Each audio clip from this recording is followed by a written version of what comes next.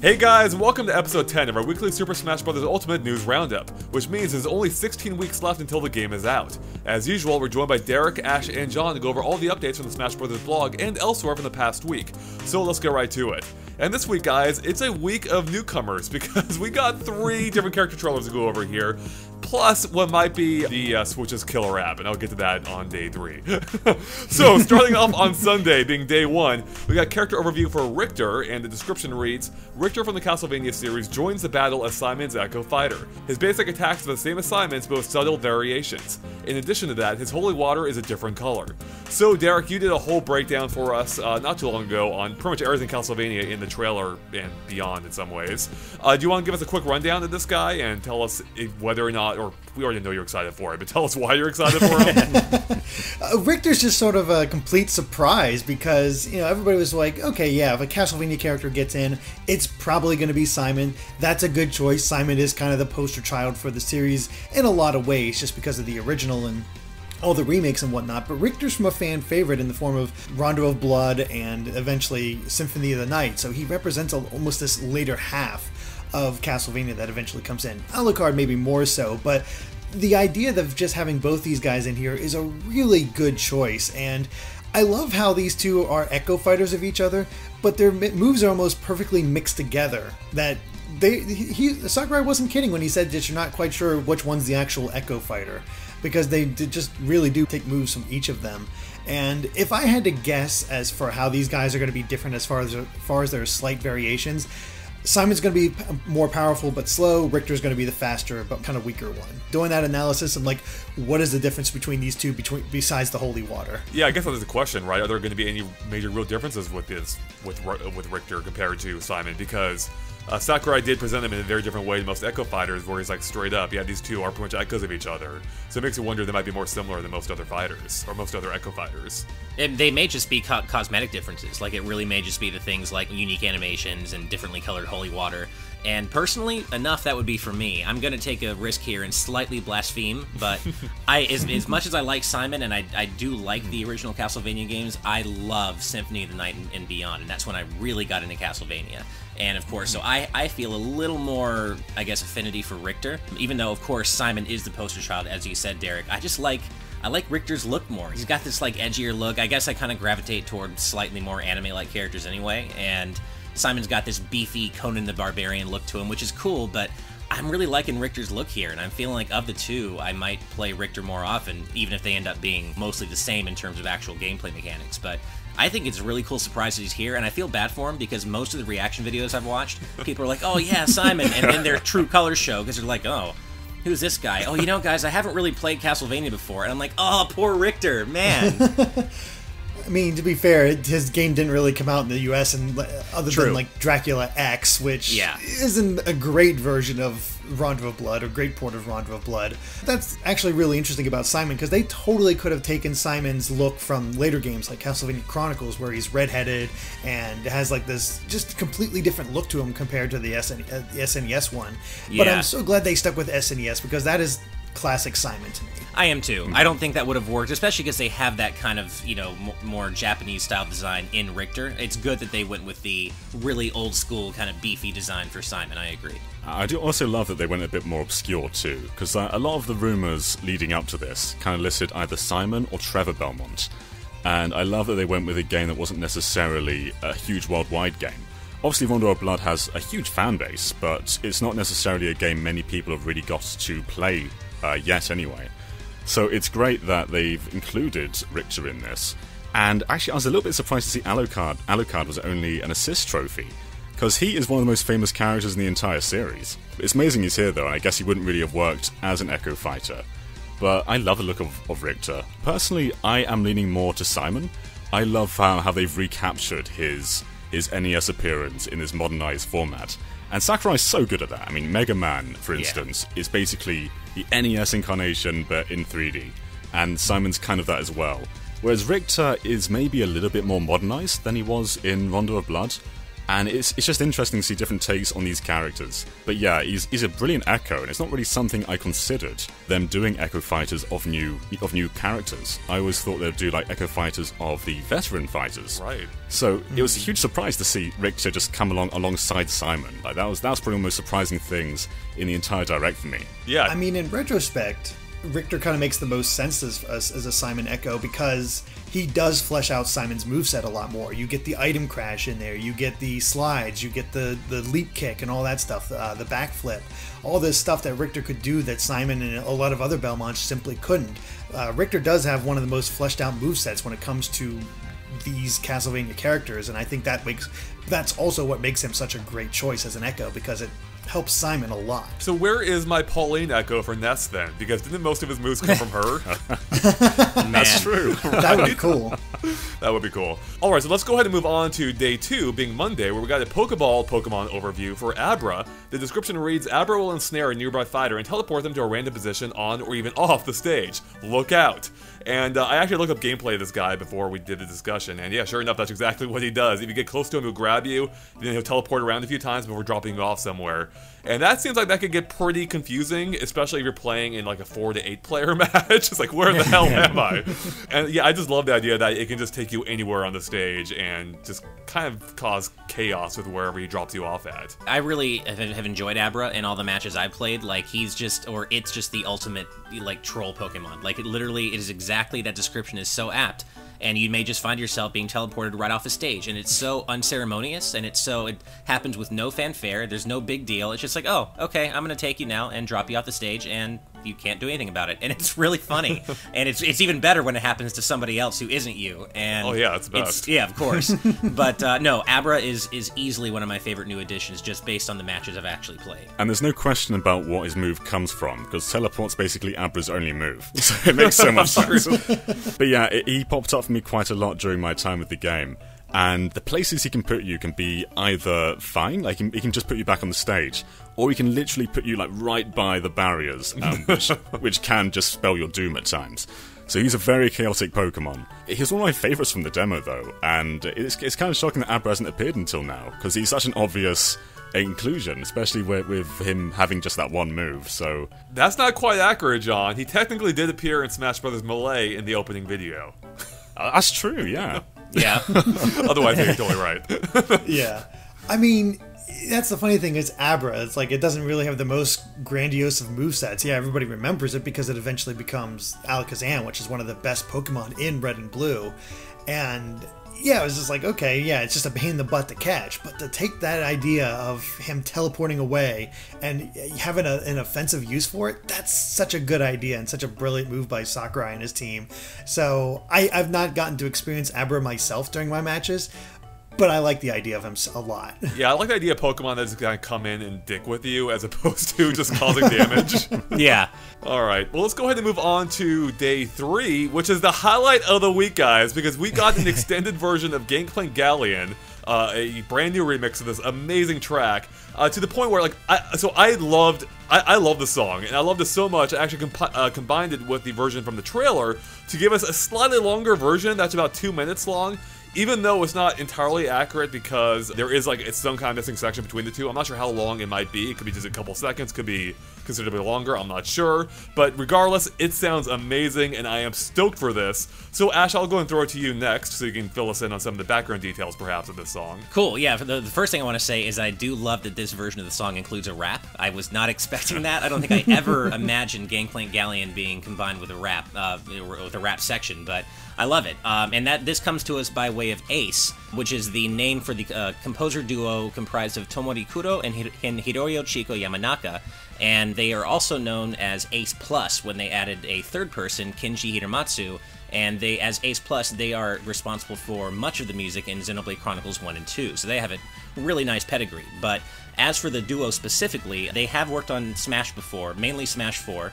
And remixes they have contributed to this series before include the Fortress boss theme from Super Mario World, which is the really cool one with the Spanish guitar. I've always loved that one. And then they of course did the Xenoblade Chronicles medley, which isn't too surprising. And they also did the remix of Sparkman stage from Mega Man 3. So they've done some stuff on Smash 4 before. They are obviously very talented, and of course Xenoblade music speaks for itself. These guys know exactly what they're doing, and I really like what I'm hearing here with Gang-Plank Galleon. It took me a second, like I wasn't sure about the rap, but then I listened to it again, I'm like, okay, yeah, this is cool. They're onto something here. I think you can speak to that, I mean, from my own perspective, too, because I felt the exact same way. I heard the rap, I'm like, what the hell is this? Get out of here! And I listened to it 500 more times, I'm like, this is actually pretty great. So... I love it. I absolutely adore it. Though I was a little bit surprised that Ace took this direction, because a lot of Ace's tracks are quite grand, and quite, they're either quite grand or they're quite hard. Whereas this was a little bit more upbeat, and it's a brilliant take on the song, but I was just kind of surprised they went in this direction. And I didn't expect the rap one bit, because obviously we have the reveal trailer, which doesn't feature the rap at all, and then we have his gameplay trailer, which it just puts it in there somehow. It caught me off guard so much, but it somehow works. I was kind of expecting, because the rap sort of stuff comes more from Xenoblade Chronicles X rather than Xenoblade. So right. When people said that Xenoblade composers made this song, I assumed it was the X composers, but they didn't do anything on X. So that was kind of surprising. You don't think it comes more from the DK rap? Well, yeah, that's true too. But it's an entirely new rap, though, right? These aren't the same lyrics. No. I don't even know. No. I don't know if you can call them lyrics. I don't think anyone's figured out what they're saying. So I think the reason why I was put off a little bit at first is because it instantly tapped into the part of my brain of other Smash songs with lyrics, such as again the DK rap or that horrible Metroid song we've touched on a few times already. Exactly. Yeah. So I couldn't even process a song that could do it well, and this song actually does it really well. Again, even if you can't understand what it is. And what I love most about this song is just how high energy it is, because the original track was already high energy, and this one somehow ramps it up to 11. This is like the Spinal Tap of Donkey Kong music. And I love the saxophone, the way they incorporated throughout the track. It is just brilliant. It's just so good. I will say that one of my favorite versions of this song still is Rattle Battle from Donkey Kong Country 2. I think that's the name of the stage. It is, yeah. And I still love that version of the song, so I'm still holding out hope that they might have someone else maybe did a remix of that specific version of the song, because it's so... It turns into... It starts off the same, but it turns into a completely different song very soon after you start listening to it. So I'd love to hear that as well, but either way, I'm really happy with what they did here, and John, like you said, I wasn't expecting this direction from Ace, which is why I think I liked it even more. Although I will say there's something to be said for a Xenoblade-style, really super epic, serious version of King K. Rool's theme, because he's not at all serious. It's just never enough for you, Ash, is it? They give us what might be one of the best remixes of all time, and here you are sitting here asking for even more. I know. I am the exactly what Sakurai hates. I'm that person who just asks for more and more. I'm never satisfied. No, it was really funny because I remember listening to this the first time. I was like, I'm not feeling it. I'm just not really enjoying this. But then, like Andre, I listened to it a few more times, and then of course you had your combination. Like, okay, now I'm seeing it. Now I'm really enjoying it. It's become a favorite because of that. It's amazing how much your video actually helped me, Andre. No, same here. I kid you not. I had the thing on loop for like 2 hours, like at least. I was hooked on it. And what really surprised me is how much love there was in the comments. Like, it was like our entire fan base was all on like catnip or something. Just like everyone is like just sharing this like shared love for the song. And people were like, "Man, I love you for putting this together, and thank you so much." And like, the song is amazing. And I don't think I've ever seen comments on any video ever like of just that friendly and lovely in general. It was amazing. This track has really brought people together. I think like if you just air this during like any kind of serious occasion, like like any kind of divisive nature, like it would just bring people together. So so would you say airing this at like a funeral would work? That'd be completely. I think it might bring back the person who died even. Like nice, yeah. Well, there you go. Bring back the dead. Exactly. Well, speaking of the dead, let's go ahead and move on to a second update for Day 3, being a stage overview for Dracula's Castle. The description reads, on this stage, various characters from throughout the series will appear as guests, and you can get items by breaking the candles. Including new and classic tunes, this stage has 34 total tracks to listen to. So once again, Derek, this was part of your analysis. Did you want to give us a brief overview and your thoughts on the stage? I mean, it's so cool how they incorporated the final boss room from the original Castlevania into this stage, and then just started throwing in bosses from the throughout the original game and Rondo of Blood, and it works. It really does. It's dark, it's brooding, it has all these like little touches for Castlevania fans. The 34 tracks they've chosen are amazing, and I can't wait to hear them all on this one. And then just the idea of like breaking the candles and getting items, like there's so many really cool moments. The big mystery for me for this stage is exactly what these enemy characters are going to do. Are they just going to appear and sort of be threatening, kind of like Carmilla is in the background where she just sort of bleeds from her eye? Or is it going to be more like Death and actually attack people? We don't see Death actually attack, but we see like a Mummy Man attack the foreground. So it's so kind of up in the air. There's still some mystery about it, but just the overall look of the stage is wonderful. I'm really looking forward to trying it out myself. I tuned in for a little bit of Derek's stream of Castlevania. And you spent like 2 hours on Dracula right at the end. Oh my god, that thing was ridiculous. But that gives you a great look at just how loyal this stage is to the source material. Because I was watching as like you walked up the staircase and there was that giant moon in the background, and you can see that exact setup here in Smash. And I don't think there's actually a stage quite like that in Smash that replicates the actual source material that well. I mean, nothing comes to mind. It literally is the stage. Like they just captured it perfectly. Even the little dip in the middle, and the fact that like the last stage you go through before getting this final battle is the clock tower. And you can see the clock tower in the background. It's so cool. Yeah, no, it really does recreate the actual scene and the room from the games very well, and I'm a big fan of that, and I'm going to be playing on this stage a ton just for the music selection alone, because come on, 34 different Castlevania songs, like, you couldn't ask for much more than that. So, yeah, I'm going to be playing on this stage a lot, I can already tell you. And, I'm really loving all the little touches, like you guys just said. I think my favorite might be the fact that you can attack the candles to get items to drop out of them, which is just pure Castlevania. It really is such a simple and elegant way to really call back to that series while making sense in the context of Smash. So, really love what they're doing with this stage. I'm a fan, and I'm going to be playing a ton of it because of the music alone. Yeah, I mean, just hearing more about it and seeing more about it is just making me wish I'd played Castlevania originally. Now I need to go back. I mean, again, they need to release the compilation packs and play through them all now, and then I'll be prepared for Smash Bros. Ultimate in December. Seriously. Or just watch my streams, because I do plan to go through that entire series now. I don't watch streams, Derek. Not even yours. I know you don't. All right, let's go ahead and move on to Day 4, where we got a character overview for Chrom. The description reads, the protagonist of Fire Emblem Awakening joins a battle as Roy's Echo Fighter. His final smash is Awakening Ether. Like Ether in the original game, this move is Chrom charged towards his opponent, slashing with his sword. Unfortunately, I didn't have time to look too much into his moveset myself this time, but luckily the Smash Bros. Wiki came through once again, giving a quick breakdown of a few other features unique to Chrom, including the fact he has different island animations of taunts. His Falchion move seems to lack a sweet spot like Lucina. His up smash hits 3 times as compared to Roy's 5, and apparently his recovery has less horizontal distance, but might have more vertical reach to make up for it. So, and he also has his own unique final smash, as the description kind of hinted on. So, Derek, you're kind of a resident Fire Emblem hype guy. This is kind of my week, apparently. Jeez. I know, it is your week, really. Yeah. It's really cool to have Chrom in here. The fact that, like, his recovery is what threw us off and made us all think that he was an Ike Echo. Even because I wasn't able to pay as close attention to the direct at the time, so they made it pretty obvious, like, yeah, he's based off Roy.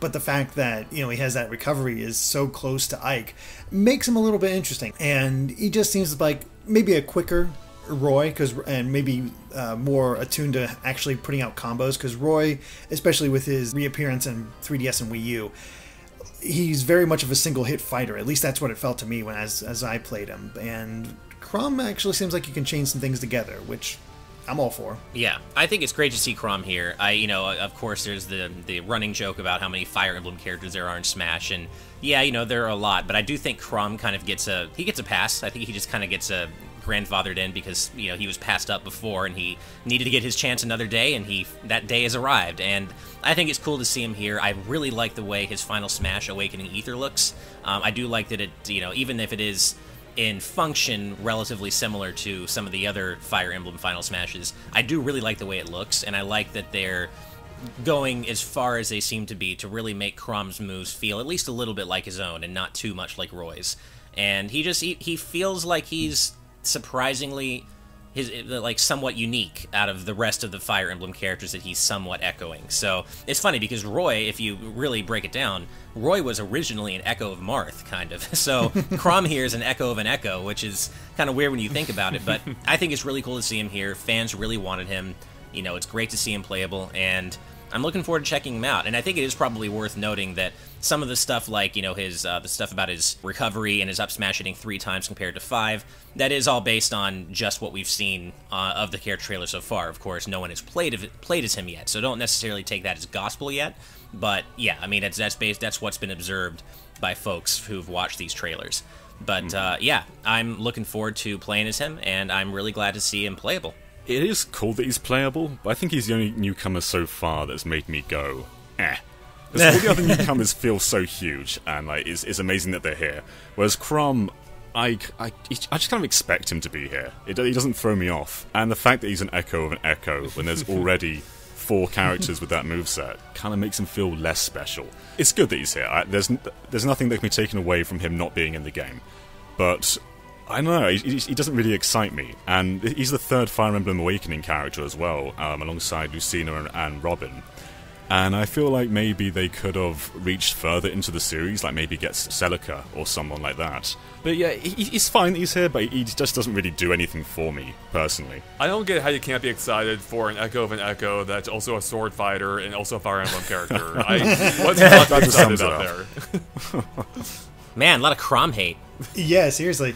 Well, the one interesting thing about this is that Chrom was part of Robin's Final Smash in Wii U, so theoretically, Robin should have a completely different Final Smash now, unless he still calls forth Chrom somehow. That'd be amazing. They just don't care. Yeah, there's 2 Chroms now. Exactly. That's true, though. Actually, I didn't think about that. The fact that Robin does call on Chrom for their Final Smash, so I am curious to see. Because Robin's not one of the characters that's been playable in the demos, I'm really curious to see what it's been changed to. It should be unique at the very least, because I've enjoyed all the Final Smashes they've shown so far. Mm-hmm. Yeah. Well, we'll find out at some point in the next 4 months, hopefully. Hopefully. All right, let's go and move on to the final day of the week, as well as a final character overview, being day 5 for Dark Samus. The description reads, Dark Samus joins the battle as Samus's Echo Fighter. With floatier movement, it's a little different from Samus, and it doesn't roll when dodging or jumping. If you look close, you can see that its bombs and missiles look a little different too. So they actually do a great job breaking down the character this time, because that's pretty much it. So yeah, I guess the main thing is, what do we think about Dark Samus being here? Because I know we all wanted additional Metroid representations, and we got that with Ridley. I don't think any of us quite saw a third coming, let alone in the form of Dark Samus. No, it makes sense though. I mean, you look at all the characters that you can make an echo of. Dark Samus literally is just Samus but dark, so it makes sense. Too perfect. But yeah, well, actually one thing that kind of threw me off in her character trailer, which is something that's apparently been in other games but I had no idea of. There's this part of the trailer where Dark Samus is in green greens and she goes into the morph ball and slips through a gap in the blocks and she goes to the other side. And I had no idea you could do that. I mean, obviously I know you can morph ball and use the bombs to jump up. Right. But I had no idea that you could actually slide through gaps with it. Yeah. I found that really cool. That is really cool. I know what you're talking about too. Yeah, I think it's great to see Dark Samus here. I mean, it is obviously a fan favorite character, and I mean, it makes sense. Like, we're really, of all the Metroid reps after Ridley, now that we have Ridley, I feel like Dark Samus is the one that obviously makes the most sense, but I also don't think it would have necessarily made sense to have Dark Samus be its own fighter. So I think having it as an echo of Samus is perfect, and I really like what I'm reading so far about her. Like the fact that it doesn't roll when dodging. That was always my least favorite thing about playing as Samus. I hate her dodge because of that slow-ass roll.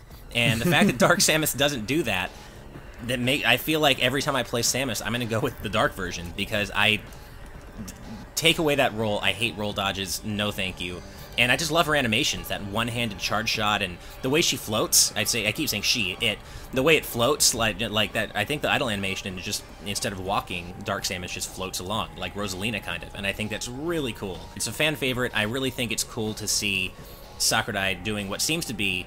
It seems like he's just directly addressing fan requests now with Ultimate, like with King K. Rool, Dark Samus, Ridley. It's just like, okay, I've heard you over the years. I'm done. Stop. Here you go. Just please stop. Yeah.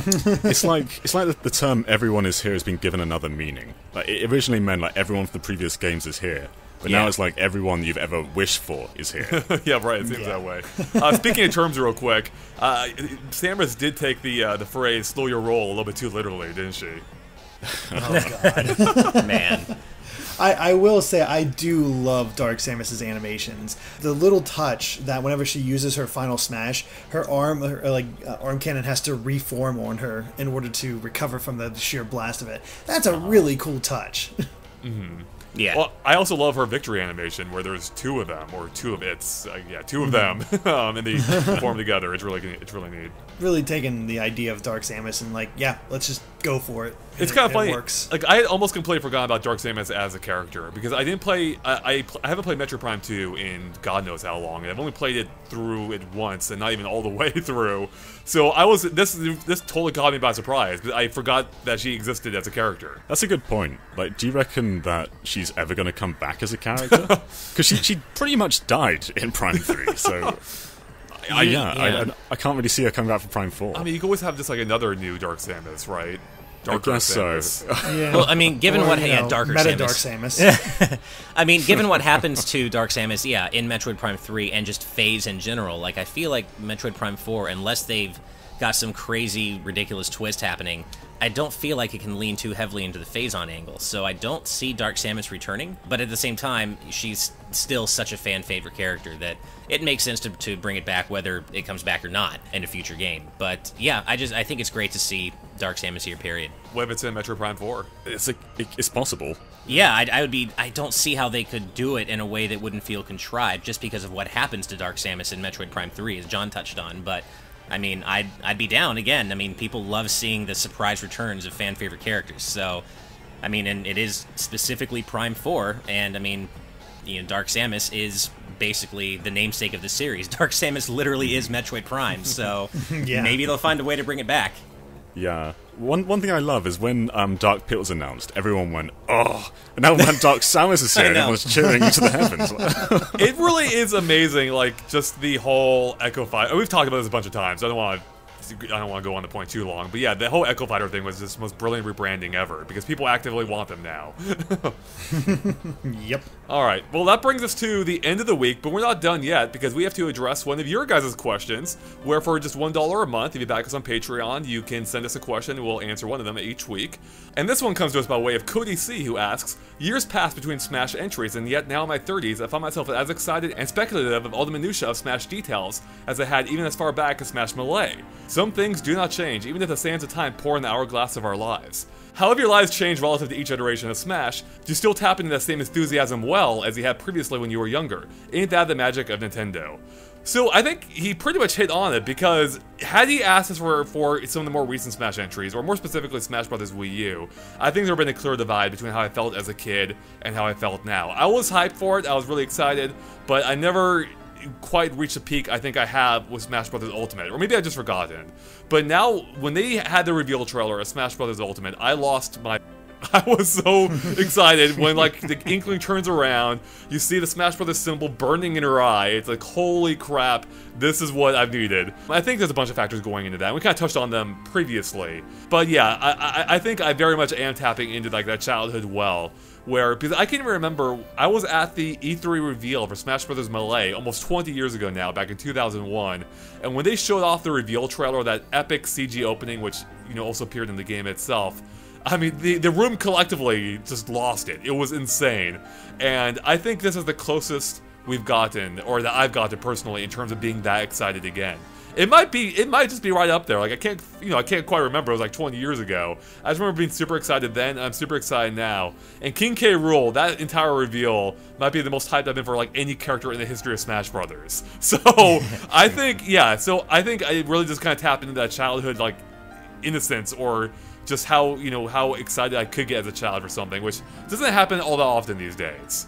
Right. No, I mean, absolutely, I feel the same way. Like, the passage of time or getting older has not dulled my ability to get super hyped for Smash at all. I, of course, was super excited about Melee and Brawl. I mean, my hype cycle for all these games has just been ridiculously high, and same thing with here with Smash Ultimate. I will say that for me, of course, like your version of what you just said, Andre. The height of my hype for everything, of course, is still anchored around Smash 4 because of Mega Man. That was my childhood, and for me, that was like it was like I was a kid on Christmas morning. Like, it was literally my childhood being brought to life in Smash Brothers, almost exactly the way I always wanted to see that happen. And so for me, Mega Man was like the absolute apex of Smash hype. So I won't say that there has been any one moment in Smash Ultimate here that has eclipsed that, but it's come close quite a few times, and it doesn't even matter because we're talking about a moment that was literally one of my favorite ever in my history as a gamer, like my whole life. So just because Smash Ultimate hasn't quite reached that